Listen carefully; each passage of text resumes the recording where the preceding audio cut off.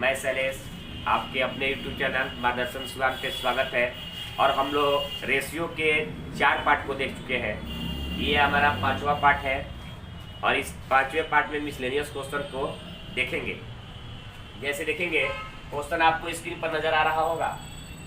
जैसे देखेंगे, कह रहा है कि किसी वर्ग में लड़के एवं लड़कियों की संख्या का अनुपात, यानी कह रहा है ना कि किसी वर्ग में बॉय और गर्ल के संख्या का अनुपात दिया हुआ है।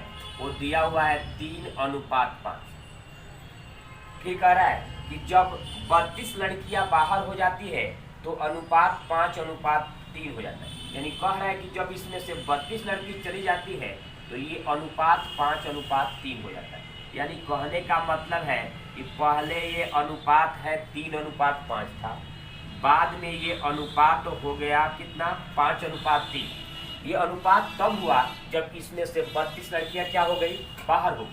तो ध्यान रखेंगे, 32 लड़कियां बाहर हो गई तो देखिएगा, अगर लड़की बाहर जाएंगी तो संख्या लड़की का कम होगा, और लड़के बाहर जाएंगे तो संख्या लड़के का कम होगा। लेकिन अगर गर्ल बाहर जाएंगी तो बॉय पे कोई इफेक्ट नहीं पड़ेगा, बॉय जाएंगे तो गर्ल पे कोई भी इफेक्ट नहीं पड़ेगा।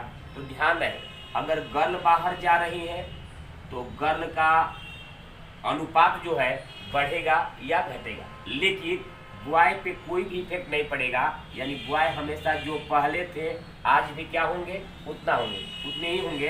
तो ध्यान रहे, सबसे पहले हम लोग ये करेंगे कि अगर गर्ल बाहर जाएंगी तो बॉय को क्या करेंगे, समान करेंगे। देखिए, समान करने के लिए अगर ऊपर बॉय 3 है और नीचे कितना है, 5 है, तो हम लोग जो ऊपर 5 से गुणा कर देंगे दोनों साइड, आप नीचे कितना से गुणा कर देंगे, 3 से। यानी समझिएगा कि पहले भी लड़के 15 थे, आज भी लड़के 15 है, लेकिन पहले गर्ल जो थी वो गर्ल थे 25, लेकिन हो गई है कितना, तितेरी का 9।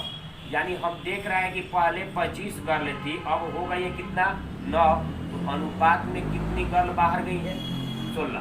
तो अनुपात में गर्ल बाहर गई है 16, लेकिन कह रहा है कि संख्या में गई है कितना, 32। तो यानी 32 की तुलना किससे कर देंगे, 16 से। तो कह रहा है कि कितने लड़के थे, तो पहले लड़के पूछे, चाहे आज भी लड़के, दोनों जगह क्या होंगे, समान होंगे। तो लड़के का वैल्यू है 15, तो हम लोग 15 से गुणा कर लेंगे।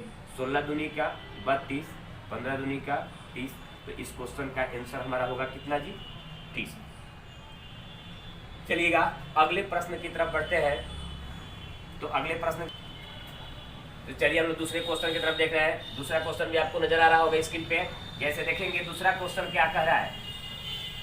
दूसरा क्वेश्चन कह रहा है कि एक नियोक्ता अपने कर्मचारियों की संख्या 9:8 के अनुपात में घटाता है। कह रहा है ना कि एक नियुक्त करने वाला व्यक्ति है, अपने कर्मचारी की संख्या कह रहा है, यानी कह रहा है कि संख्या का जो है ना, वो संख्या जो है 9:8 के अनुपात में क्या करता है, घटाता है। और कह रहा है कि उनका वेतन, यानी जो उनको वेतन देता था, उनका वेतन को कह रहा है 14:15 के अनुपात में क्या करता है, बढ़ाता है। कह रहा है तो वेतन बिल की राशि में अंतर क्या होगा, जो मूल्यतः 1800 क्या थी, 90 थी। यानी कह रहा है ना कि इनके वेतन बिल में क्या परिवर्तन आएगा, जो मूल्य यानी जेन्युइन, यानी पहले जो था वो कितना था, 1890 रुपया था। तो ध्यान रहे बाबू, संख्या मान लीजिए कि पहले 9 आदमी काम करते थे, अब संख्या घटा के कर दिया कितना, 8। पहले एक आदमी को वेतन मिलता था 14 रुपया, अब बढ़ा के कर दिया कितना, 15। तो देखिए, पहले 9 आदमी थे और एक आदमी को कितना देता था, 14 रुपया वेतन। तो टोटल रुपया में खर्च होगा 14×9 126। अब देखिएगा, संख्या में अब 8 लोग हो गए, लेकिन एक आदमी को दे रहा है कितना रुपया, 15 रुपया। तो 15×8 हो जाएगा 120। तो हमसे यही पूछा है कि इनके वेतन बिल में राशि में अंतर क्या होगा, जो मूल्यता कितनी थी, 1800। तो देखिएगा, संख्या में 1890 है, लेकिन जेन्युइन में है 126। तो कह रहा है कि अनुपात में 126 है, लेकिन वैल्यू में था 1890। तो कह रहा है कि इनके बीच का अंतर क्या होगा। तो अंतर पूछ रहा है, तो देखिएगा अंतर इन दोनों के बीच में कितने का है, 6 का। तो हम लोग गुणा कर देंगे कितने से, 6 से, तो इनको रुपये के अंतर पता चल जाएगा। 6 से काटेंगे 6 दूनी का 12, 6 एकम 6, और 90 से काटेंगे तो कट जाएगा कितना ना 1890, यानी इसका अंतर जो हो जाएगा वो कितना होगा 90 रुपया। चलिए, तो ये हमारा दूसरे नंबर क्वेश्चन का आंसर हुआ कितना 90 रुपया। तो तीसरा क्वेश्चन की तरफ बढ़ेंगे। आप तीसरा क्वेश्चन आपके स्क्रीन पर नजर आ रहा होगा। जैसे देखेंगे तीसरा क्वेश्चन कह रहा है कि 1 वर्ष पहले रवि एवं किशन के वेतन में, कह रहा है ना कि 1 वर्ष पहले कह रहा है कि रवि एवं किशन के वेतन में अनुपात है बाबू 5 अनुपात कितने का 4 का। कह रहा है उन दोनों का वेतन पिछले वर्ष की अपेक्षा अब क्रमशः 7 अनुपात 8। देखिएगा, अब अनुपात कह रहा है कि 7 अनुपात 8 और 4 अनुपात 5 के अनुपात में क्या होती है पढ़ी। यदि अब दोनों के वेतनों का योग 3750 है, यानी कह रहा है ना कि रवि और किशन का जो मूल्य वेतन मिल के है वो है 1750 रुपया। कह रहा है ये दोनों के वेतनों का योग 1750 रुपया है, तो इसमें किशन का वेतन क्या होगा या रवि का वेतन क्या होगा, तो हम लोग ध्यान देंगे। ये जो अनुपात है 1 वर्ष पहले रवि के पास 5, किशन के पास 4, लेकिन वही कह रहा है कि 1 वर्ष पहले और ये कह रहा है वर्तमान, यानी ये जो 7 जो अनुपात में है वो 1 वर्ष पहले का है, ये जो है वर्तमान में। यहाँ 1 साल पहले का है, ये क्या है वर्तमान में। तो ध्यान रहे कि 1 साल पहले का 5 है रवि के पास, तो यहाँ पे क्या हो गया 7 हो गया। तो ध्यान रहे कि दोनों 1 साल पहले वाले का वैल्यू हर हाल में क्या होना चाहिए समान होना चाहिए। तो इस क्वेश्चन में हर हाल में हमें 1 साल पहले के वैल्यू को क्या करेंगे समान करेंगे। तो ध्यान रहे कि इधर 7 है तो ऊपर हम कर रहे हैं 7 से गुणा। जब 7 से गुणा करेंगे तो 7 5 35 और 7 4 28, यानी मूलतः 1 साल पहले इसके पास 35 था और यहाँ पे 35 लाने के लिए किस अंक से गुणा करेंगे 35 आ जाएगा, तो हम लोग किससे गुणा करेंगे 5 से। तो 5 से यहाँ भी गुणा करें तो रेशियो में समान अंक से क्या किया जाता है गुणा किया जाता है। ये 7 4 28 है किशन के पास, तो हमको भी इसको 28 करना है, तो किससे गुणा करेंगे 7 से। तो इधर भी करेंगे कितना से 7 से। तो देखिएगा पहले रवि के पास 1 साल पहले 35 था, 1 साल पहले 35 था, अब हो गया कितना 40। 1 साल पहले किशन के पास 28 था, अब भी कितना है 28। पहले भी कितना था 28 और अभी कितना हो गया 7 5 35। कह रहा है कि दोनों के वर्तमान वेतन का युग दिया, तो वर्तमान वेतन का युग दिया है 3750, यानी 3750 दिया है वर्तमान में दोनों का योग। लेकिन दोनों का युग यहाँ हम जोड़ेंगे 7 5 35 और 8 5 40, यानी 40 और 35 वर्तमान में जोड़ेंगे तो अनुपात में कितना होगा 75। यानी टोटल की तुलना किससे करेंगे टोटल से। तो पूछ रहा है कि बताइए कि पूछ सकता है कुछ भी कि रवि का वेतन क्या होगा या किशन का वेतन क्या होगा। तो हमसे पूछा था कि किशन का वेतन क्या होगा, तो किशन का वेतन पूछेगा तो हम लोग गुणा कर देंगे 35 से, और 35 से गुणा कर देंगे तो देखिएगा यहाँ 35 75 5 होगा 375, यानी ये 50 मर्द में कट जाएगा। अब 35 5 हो जाएगा 175, यानी आंसर हो जाएगा 1750। तो ये हमारा तीसरा क्वेश्चन का आंसर हुआ और तीसरा क्वेश्चन का आंसर होगा 1750। इसी में अगर हमसे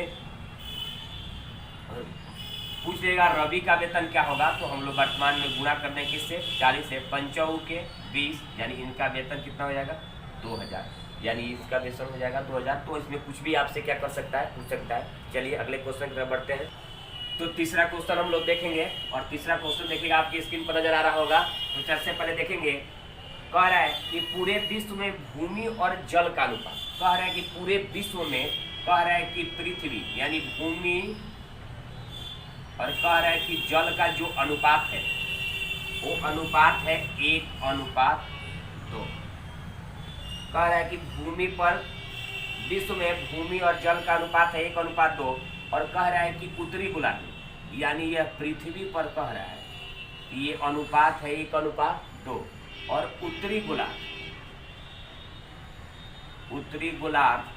कह रहा है उत्तरी गोलार्ध में यह अनुपात है 2:3, तो हमसे ये पूछ रहा है कि दक्षिणी गोलार्ध में भूमि और जल का अनुपात क्या होगा। तो देखिएगा पूरा पृथ्वी है, जैसे हम लोग कह रहे हैं कि ये पूरा पृथ्वी है, तो ये पूरा पृथ्वी है तो ये अपने है 360, यानी ये 360 होगा तो ऊपर 180, नीचे भी 180, यानी पूरा पृथ्वी है तो 360, लेकिन उत्तरी गोलार्ध है तो 180 या दक्षिणी गोलार्ध है तो 180।